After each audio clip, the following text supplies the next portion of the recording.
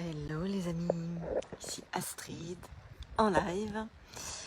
Dites-moi si ça connecte. Alors aujourd'hui, je vais vous parler d'un sujet très d'actualité.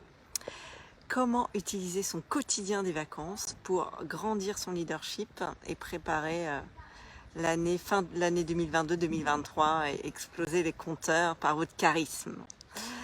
Dites-moi si ça vous parle. Oui, salut Audrey, comment vas-tu ?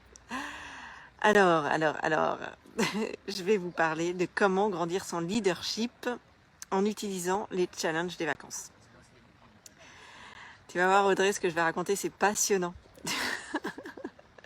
Aujourd'hui, on a pris la voiture, on est parti de Bretagne pour rejoindre le centre de la France parce que demain, on a prévu d'aller au zoo de Beauval avec les enfants pour couper la route parce qu'aujourd'hui, c'était journée noire.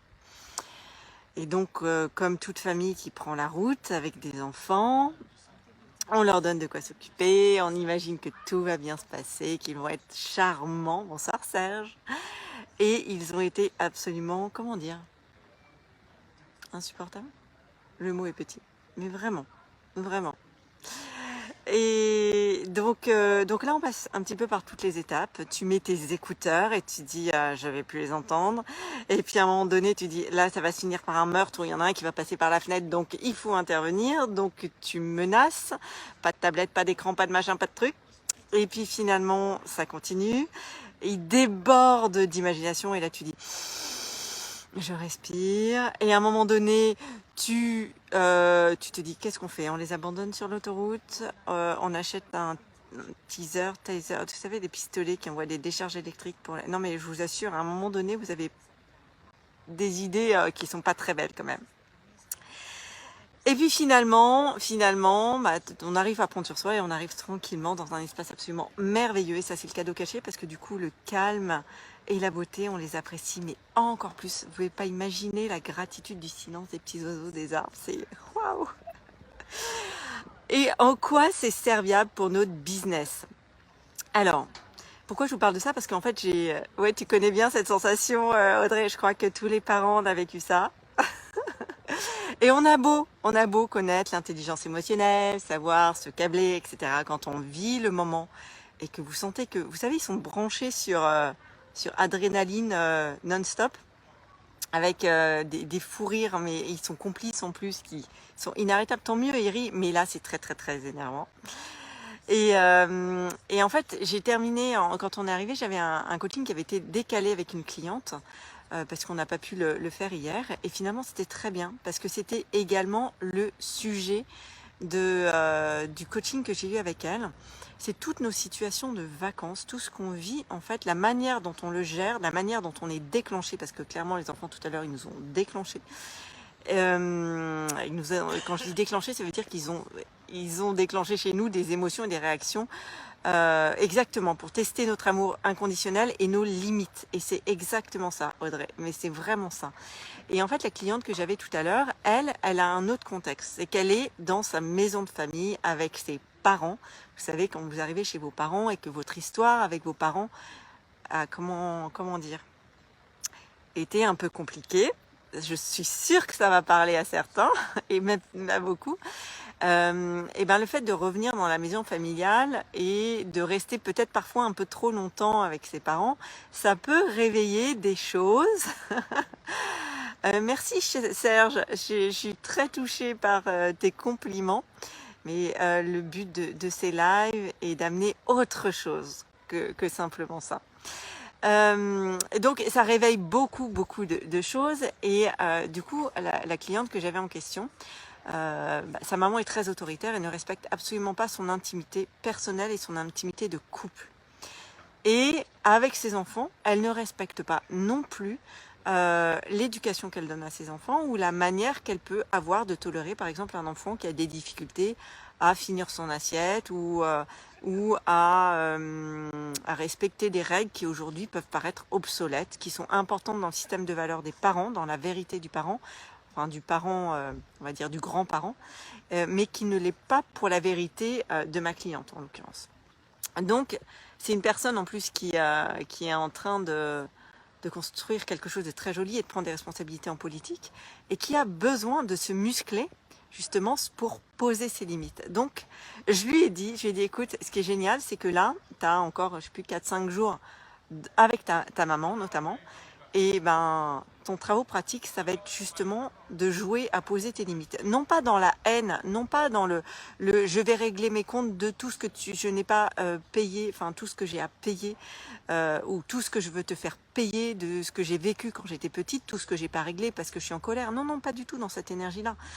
Ta maman a sa vérité. Toi, tu as ta vérité par rapport à votre niveau de conscience, par rapport à votre système de valeurs. Et les deux avaient un système de valeurs et un niveau de conscience différent. L'idée, c'est pas de dézinguer l'autre et de lui imposer ton système de valeurs, parce que là, c'est de là que naît le conflit. Mais c'est simplement de toi te respecter en priorité et du coup de poser tes limites avec amour et bienveillance, d'abord pour toi, mais également avec amour et bienveillance pour ta maman qui, elle, peut-être ne va pas comprendre. Donc tu vas te respecter et accepter que ça ne va peut-être pas lui plaire, mais à ce moment-là, c'est son problème à elle. Parce que toi, tu n'es pas ni dans la colère, ni dans la condamnation, mais simplement dans le respect de toi, parce que c'est important pour toi et important pour tes enfants, qui eux aussi vont apprendre de ton comportement.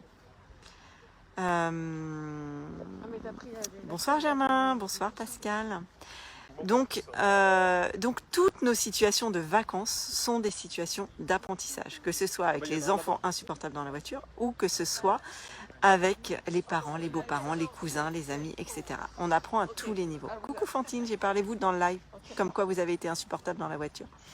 Tu veux dire quelque chose? Je suis en train de balancer une dynamite là. Je ne montre pas ta tête ma chérie parce que je pense que tu aimeras pas. Donc voilà, tout est situation à apprentissage. Et qu'est-ce que c'est grandir son leadership? Grandir à l'intérieur, c'est justement apprendre à switcher toutes ces situations-là. Et ce n'est pas toujours facile. Et on n'y arrive pas à chaque fois et c'est ok. Par contre, avoir cette lucidité et ce niveau de conscience sur nos situations permet dans ton business de changer complètement les choses. Ta relation avec tes collaborateurs, ta manière de gérer tes problèmes. C'est ce que me disait ma cliente tout à l'heure. Elle me dit, je me sens beaucoup plus forte. J'ai l'impression, enfin, j'ai plus confiance en moi. Et je me sens sereine, posée à l'intérieur. Elle me dit ce qui m'énervait avant, ce qui me déclenchait. Elle a vécu cette semaine un challenge comme on en vit tous. Elle me dit j'ai eu envie de balancer un scud, d'appeler dans tous les sens, de crier dans tous les sens. Et en fait, je suis occupée, monsieur. C'est pour nous? Oui, bah, je vous laisse je n'ai pas commandé, mais on va commander après. Merci. Et le monsieur s'est trompé de table, je crois. Ah voilà, ouais, il s'est trompé. C'est du live, very live. Je sais plus ce que je vous disais du coup. Oui, voilà, on peut grandir dans sa manière de réagir. Et en fait, c'est justement dans les situations de challenge que vous allez voir votre évolution. C'est dans ces situations-là qu'on voit que des choses pour lesquelles on aurait réagi au quart de tour, on aurait parlé avec notre conjoint pendant des heures en disant ouais c'est horrible ce qui arrive, on aurait passé 10 coups de fil, et bien là non, on va se taire, on va se poser à l'intérieur et on va gérer la situation. Et 3 jours après, on va raconter à notre conjoint ah bah tiens en fait je t'ai pas raconté, j'ai eu ça à gérer, et on l'a géré tout seul. Voilà ce que c'est l'évolution. Dites-moi si ça vous parle. Et ah super Audrey, ouais on vit tout ça, tout le temps. On est challengé et on voit qu'on grandit et c'est tellement beau. J'espère que tu es fière de toi, ma belle Audrey. Et ce que je disais à ma cliente tout à l'heure et ce que je me disais à moi-même, vous savez, quand je coach en même temps, c'est bien parce que ça me fait des piqûres de rappel et je m'auto-coach en même temps finalement. On évolue ensemble. C'est ce que je me disais, il n'y a pas de petites victoires. Il n'y a que des grandes victoires. Et le fait de ne pas avoir laissé les enfants sur le bord de la route, c'est une immense victoire. Voilà les amis, ce que j'avais envie de partager avec vous. Génial, ouais, le chiffre s'est fait en 30 minutes au lieu de 3 jours. Et c'est justement ce gap qui rétrécit, qui montre qu'on a évolué. Et on est super fiers. Et on va continuer à évoluer ensemble. Voilà ce que j'avais envie de partager avec vous. Je vous laisse me dire si ça vous parle. Et je vais vous souhaiter une merveilleuse soirée. Et ma belle Audrey, je te fais plein de gros bisous. Je vous dis certainement à demain ou après-demain pour un prochain live. Très belle soirée. Et ne laissez pas vos enfants sur le bord de la route.